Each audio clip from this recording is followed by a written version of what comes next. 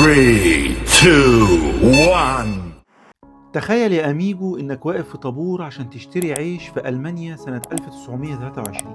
الراجل اللي قدامك معاه شنطة سفر مليانة فلوس، بيطلع منها رزم ويرميها على الترابيزة عشان يشتري بالمبلغ ده رغيف عيش واحد. فجأة حرامي بيهجم عليه، بس بدل ما بيسرق الفلوس بيسرق الشنطة وبيرمي الفلوس على الأرض ويطلع يجري بالشنطة الفاضية. هتقولي إيه الهبل ده؟ حد يسرق الشنطة ويسيب الفلوس؟ هقولك لأن في الوقت ده المارك الألماني ما كانش له أي قيمة، لدرجة إن الستات الألمان كانوا بيستخدموا المارك كورق حائط للبيوت، والأطفال كانوا بيلعبوا برزم الفلوس كأنها مكعبات ليجو، ولدرجة إن الناس وقتها كانت بتحرق الفلوس في الدفاية لأنها أرخص من الخشب، والأسعار كانت بتزيد كل 48 ساعة تقريبا. يعني لو قعدت على القهوة طلبت كوباية شاي ب5000 مارك، ممكن لما تيجي تحاسب بعد نص ساعة يقولك دي بقت ب10000. المشهد السريالي ده مش قصة خيال علمي، ده كابوس عاشوا الألمان فعلا وقتها، وبتعيشوا دول تانية كتير دلوقتي، واسمه الهايبر انفليشن، التضخم الجامح. والنهاردة رغم إننا مش بنشيل الفلوس في شنط سفر كل ما نحب نشتري رغيف عيش، بس كلنا بنسأل نفسنا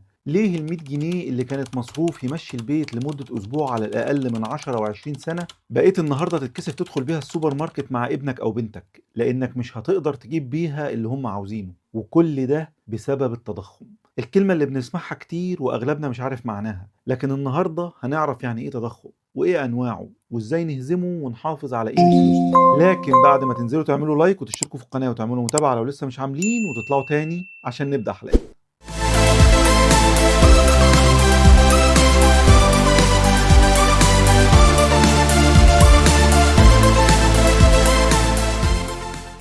السلام عليكم اعزائي الاميجوس، طيب الله اوقاتكم بكل خير اينما كنتم. اهلا وسهلا بكم في حلقه جديده من سلسلتكم لمعلوماتك. عشان نفهم يعني ايه تضخم، عايزك تتخيل يا اميجو ان في جزيره معزوله تماما فيها 10 اشخاص بس، والجزيره دي ما فيهاش غير سلعه واحده هي التفاح، وعدد التفاحات اللي بيتم انتاجها على الجزيره كل سنه 10 تفاحات فقط لا غير، وكل واحد من ال10 اشخاص معاه جنيه. بالحساب البسيط تمن التفاحه الواحده هيكون جنيه. الحال فضل مستقر والدنيا جميلة لحد ما في يوم من الأيام واحد من سكان الجزيرة وهو بيحفر في الأرض لقى كنز مدفون فيه 100 جنيه، فقرر يوزعهم على الناس بالتساوي، فبقى كل واحد معاه 11 جنيه بدل جنيه واحد. هل كده سكان الجزيرة بقوا أغنياء؟ للأسف لا، لأن التفاح اللي في الجزيرة لسه 10 تفاحات زي ما هم. اللي هيحصل إن الناس هتجري تشتري التفاح، والبايع هيلاقي الكل بيتخانق وبيزايد بفلوسه الكتيرة، فيروح رافع سعر التفاحة ل 11 جنيه. طب والنتيجة؟ السكان معاهم فلوس أكتر صحيح، بس ملهاش قيمة لأنهم بيشتروا نفس كمية التفاح. ده يا أميجو هو التضخم، نقود كتيرة تطارد سلعا قليلة. والاقتصادي العظيم ميلتون فريدمان لخص الموضوع ده في جملة عبقرية لما قال: التضخم هو دائما وفي كل مكان ظاهرة نقدية، يعني فلوس أكتر من اللازم في إيد الناس من غير إنتاج حقيقي يساويها.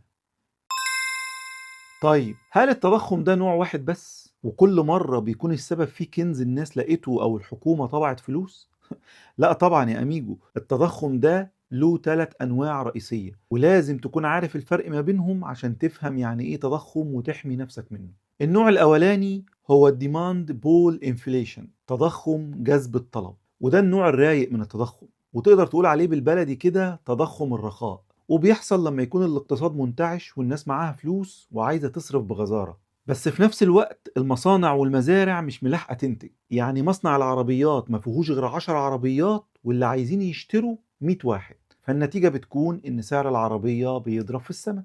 تاني نوع بقى وهو الكوست بوش انفليشن، يعني تضخم دفع التكلفة، وده بقى النوع الرذل من التضخم، وتقدر تسميه بالبلدي كده تضخم النكد. هنا الناس ما معاش فلوس كتيرة، بس التكلفة على المصنع بقت أعلى، سواء بقى بسبب إن سعر البترول زاد، الكهرباء غليت، أو المواد الخام المستوردة سعرها ارتفع بسبب حروب أو أزمات عالمية. أيا كان السبب، المصنع هنا مضطر يرفع السعر على المستهلك عشان ما يخسرش. أما النوع الثالث فهو البيلت إن انفليشن، التضخم المدمج، وده اللي بيسموه دايرة الأجور والأسعار المفرغة. لما الأسعار تغلى العمال بيطلبوا زيادة مرتبات عشان يقدروا يعيشوا.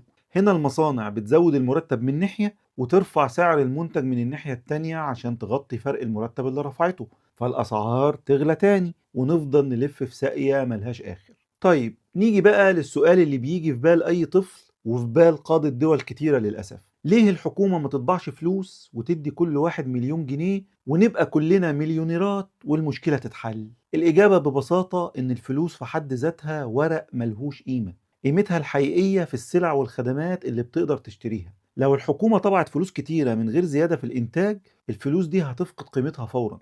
الاقتصاد لازم يبقى فيه توازن، ومفيش حد شرح الموضوع ده أفضل من الاقتصادي والفيلسوف البريطاني جون ماينارد كينز من خلال معادلة اسمها نظرية كمية النقود، واللي بتقول MV equal PY. الام هي كمية الفلوس، والفي هي سرعة دوران الفلوس، يعني الناس بتصرف بسرعة قد ايه. اما البي فهو مستوى الاسعار، والواي هو حجم الانتاج الحقيقي للدولة. لو انت زودت الام اللي هي الفلوس من غير ما الواي اللي هو الانتاج يزيد بنفس النسبة، النتيجة المحتومة هي ان البي اللي هي الاسعار لازم تطلع للسماء. الفلوس مجرد مراية للانتاج، لو المراية كبرت من غير ما الشيء اللي بيتعكس صورته يكبر، الصورة هتتهز ومش هتبقى منطقية والقيمة هتضيع. وده اللي حصل في فنزويلا وزيمبابوي، لدرجة انهم طبعوا ورقة ب100 تريليون دولار وكانت ما بتجيبش كيس ملح. المفاجأة بقى في موضوع التضخم ده إنه مش دايما وحش، وما تستغربش إن البنوك المركزية في العالم كله بتستهدف إن نسبة التضخم تنزل لحوالي 2% مش 0%. ليه يا ترى؟ السبب ببساطة إن التضخم البسيط بيحفز الناس تصرف وتستثمر. لو عرفت إن العربية سعرها هيرخص بكرة، ودي حالة الديفليشن واللي معناها الكساد أو التقلص النقدي، مش هتشتري النهاردة وهتستنى بكرة، وبالتالي المصنع مش هيبيع وهيسرح العمال لأن مفيش إنتاج، فهيبقى في بطالة والاقتصاد يموت. التضخم البسيط بقى بيمنع كل ده لأنه بيخلي التروس تلف، والمشكلة بتظهر لما الوحش يكبر ويخرج عن السيطرة ويبدأ ياكل كل الفلوس المتحوشة. طيب يا أميجو، بعد ما شفنا إن التضخم ده وحش مفترس بياكل الأخضر واليابس ومش بيسيب حتى الفكة، السؤال المنطقي اللي بيصرخ جوه راسك دلوقتي هو أعمل إيه؟ أجري؟ الحقيقة إن الجري مش هيفيدك، لأن التضخم أسرع من محمد صلاح، والحل الوحيد هو إنك تتعامل معاه بذكاء علمي. أول قاعدة لازم تحفرها في نافوخك هي الكاش ملوش قيمة طول ما هو متساب كاش. الفلوس الورق اللي انت فرحان بيها وتعب نفسك في تربيتها تحت البلاطة بتخسر قوتها الشرائية بسرعة مرعبة، وكأنك شايل تلج في عز الصيف بره التلاجة ومستني يفضل زي ما هو.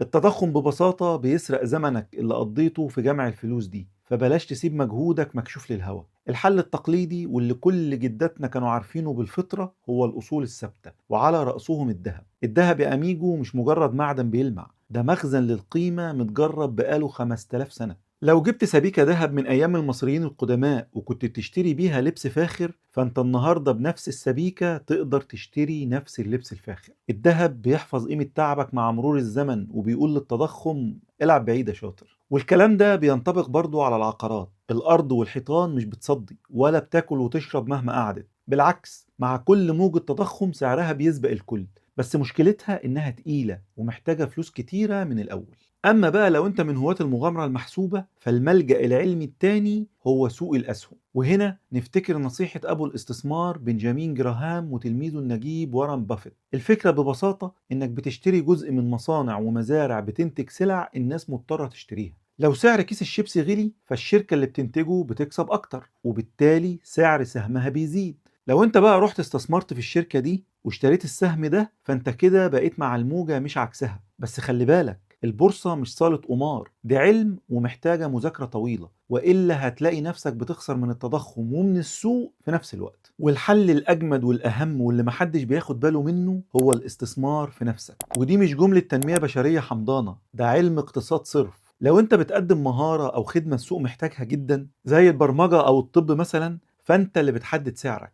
لو الأسعار زادت 100%، انت ببساطة هتزود سعر ساعتك 100%، والناس هتدفع لأنك نادر ومفيش زيك كتير بيقدموا نفس الخدمة أو المهارة. تطوير مهاراتك هو الأصل الوحيد اللي مفيش حكومة تقدر تطبع منه نسخ كتيرة فترخص قيمته، ومفيش تضخم يقدر يسرق اللي جوه جمجمتك. الخلاصة يا أميجو، التضخم وحش لكن حركته بطيئة وبيديك فرصة تستعد. ما تعملش زي النعامة وتدفن راسك في رزم الورق اللي ملهاش قيمة، وخلي محفظتك تتكلم بلغة المستقبل.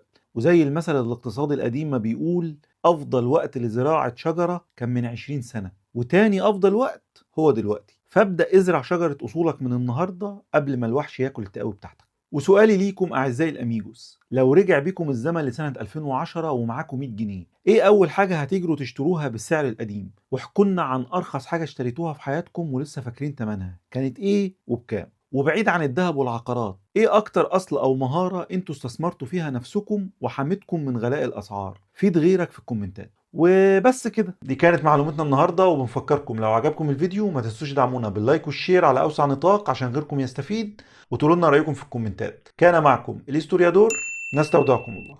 بيقول لك مره واحد بيحكي لحفيده وبيقول له: عارف انا لما كنت في سنك كنت باخد ال5 ساغ في ايدي واروح السوق اجيب ايه؟ كنت بجيب 5 كيلو لحمه و3 كراتين بيض وجبنه وزيت وسمنه وشوكولاته. فحفيده انبهر وقال له: يا جدو، كل ده ب5 ساغ بس؟ ده اكيد ما كانش فيه تضخم خالص وقتها. قال له: لا يا حبيب جدك، ده عشان زمان ما كانش فيه كاميرات مراقبه.